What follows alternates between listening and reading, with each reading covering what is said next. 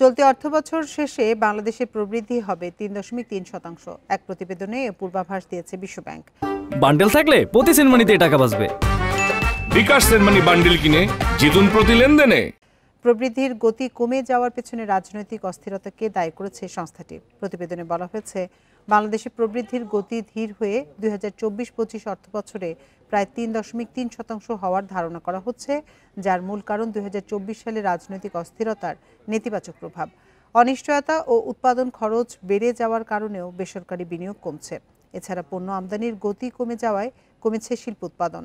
তবে প্রতিবেদনে ২০২৫-২৬ অর্থবছরে প্রবৃদ্ধি বেড়ে ৪.৯% হবে বলে পূর্বাভাস দিয়েছে বিশ্বব্যাংক।